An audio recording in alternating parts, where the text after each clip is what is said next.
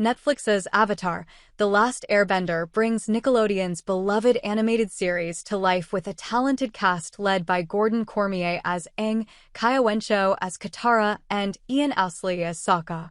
The diverse ensemble includes Amber Midthunder, Danny Pudi, and Daniel Day Kim in key roles. Netflix's track record with live-action adaptations of anime has been mixed, with hits like One Piece alongside misses such as Death Note and Cowboy Bebop. Critics' opinions on the first season are eagerly awaited. Today we are going to talk about people's opinion on the casting of the show.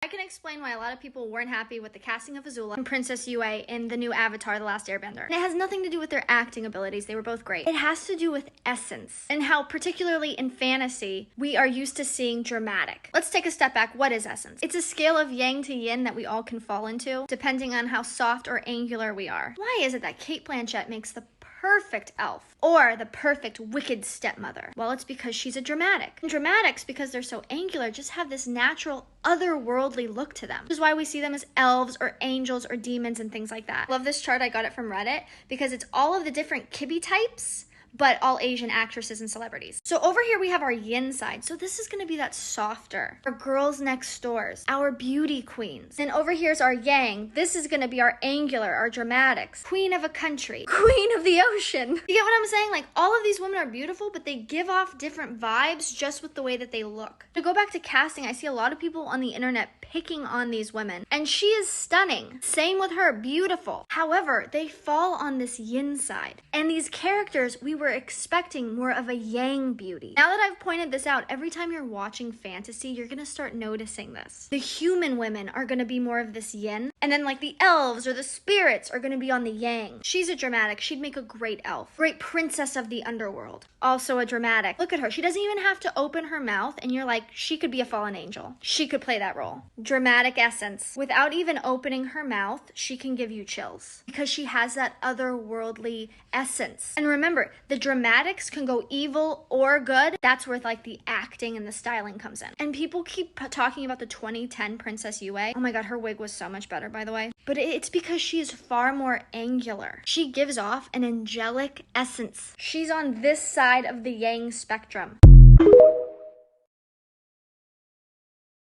Here's my thoughts on every casting and character in Netflix's Avatar: The Last Airbender. I think the casting of Gordon as Aang is incredible. I just wish they left in a lot more of those moments of him just being a kid playing around and having fun. It would have added a lot of depth to his character, and I'm just hoping they make the seasons fast enough so he doesn't get way too old way too fast. I think Ian Ousley as Sokka is one of the best castings in the entire show. I just hope they add in a lot more of his jokes, but he has all the mannerisms down. He's perfect. Katara is another one I think was great casting, and the actress is doing a good job. They just kind of took out a lot of her personality and snarkiness, which is a lot of the character. Again, hopefully they just add that back, and I think she can be an amazing Katara in season 2. Daniel Day Kim as Fire Lord Ozai is just such a great casting, but I cannot help but think of this live Dr. Han reaction meme every time I see him on screen. Everyone on the internet is mad at the Azula actress, and I think a lot of it's unfair. Is she exactly like the show? No, but you have to remember Azula is like 14 or 15 years old, and I think she still captures a lot of that ruthlessness. I think this version actually captures what it would be like watching a real 14-year-old in this situation. They're not going to be like the 30-year-old voice actor that was playing Azula in the cartoon. Whoever cast Arden Cho as June needs a pay raise. She literally looks ripped exactly out of the TV show. This is perfect. I'm a huge Community fan, so just seeing Danny Pudi in this made me smile. Sebastian Amarasu as Jet is another one that looks exactly the part, and I think he really gets the character's just personality and mannerisms down. This was perfect. Maria Zhang as Suki is a great casting, and she has me ready to enroll in a college-level course about Sokka's Riz because it needs to be studied. Let me know your favorite casting in the show. Mine is easily Dallas as Prince Zuko. He is perfect as this character.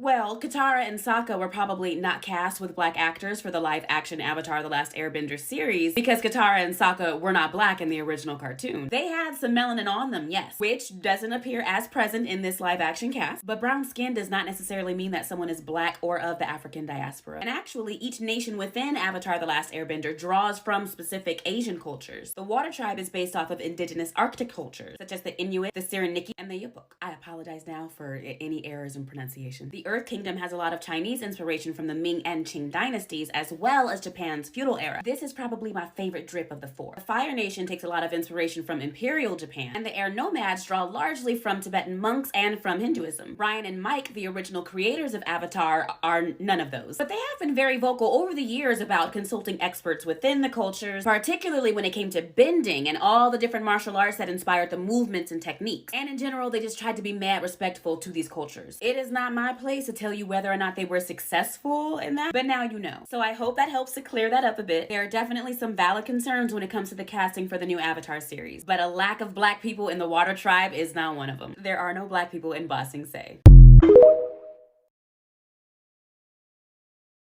Rating Netflix casting choices of Avatar: The Last Airbender, Part 2. Mai, we're giving like a 5 out of 10. She just doesn't seem depressed enough. Granted, that's more of an acting issue. Jet, we're giving like a 6.5. Maybe 7 because he kind of pulled off the coolness, but not really. He doesn't look like him enough to me.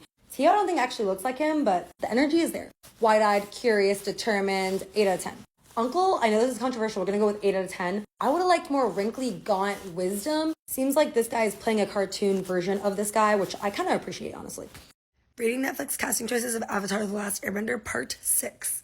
Lieutenant G, 3.5 maximum. Why is he not an old man? This completely changes the dynamic between him and Prince Zuko. June gets like a 5 out of 10. She kind of does look like her, but I really just feel like they phoned this one in. Where is the acting? Cabbage Merchant gets like a 9. The face is there, the energy is there. Our boy is just not quite in love with his cabbage enough for me. But that might be the writer's problem. It appears that many people aren't pleased with the casting choice for Azula.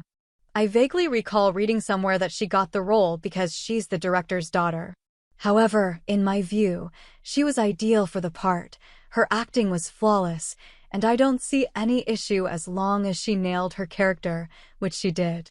On another note, the reception for Suki's casting has been overwhelmingly positive. Every video I've watched about Suki's casting has been filled with praise.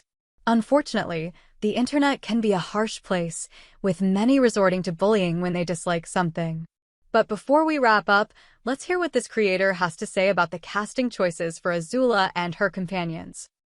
People are so mean to these girls online. Honestly, anyone who is being cast into these characters probably would have had to face a ton of shit.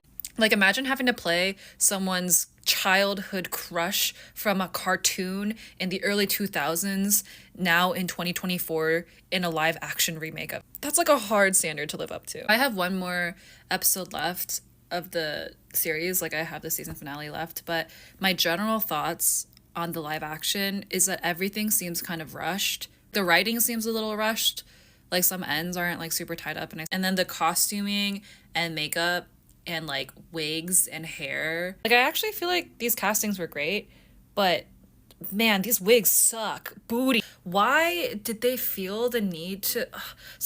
the cartoon look doesn't need to be like exactly translated on screen in the live action. Does that make sense? Like Ty Lee, for example, I actually think the actress looks really similar to the cartoon. She has like a full-on bob and then a ponytail, which I understand that's like exactly what the cartoon looks like, but that doesn't like translate into real life. Like she doesn't need that much volume. She doesn't need that much hair. Like, I feel like the wigs were bad. The wigs my god, like evil. Like whoever put this wig on her, evil. Because look here, like she has bangs. This is, I'm assuming, her natural hair, or at least like her bangs are like actually her hair. And like it's cut to suit her so much. Literally, they just like copy pasted the cartoon May hair into live action, which it doesn't need to be like copy paste exactly the same. Like they literally probably, oh my god, why did they put that wig on? I think this actress is beautiful and also has like the same voice and aura as like the cartoon May. I just think they did her so dirty. I think the only thing I was mildly disappointed about was I think this would have been a great opportunity to cast like an actress with monolids, which I don't see super often. I was really excited to see that they casted Dallas for Zuko because he has monolids, and I also always imagined the cartoon Zuko to have monolids. I don't know why like all of them are in wigs. Like I feel like they don't all need to be in wigs. Like, is that like, am I just missing something? Like maybe I just don't understand Hollywood, but I don't understand. Like I feel like all of their natural hair is pretty. Wish they just like kept their hair here, you know what I mean, and like styled it to look like the characters. It's an interpretation. It's a remake. they like change so much up in the script. I don't understand why they can't like fucking change the hairstyles a little bit so that it suits the actresses more. Anyways, I'm gonna watch the final episode soon, so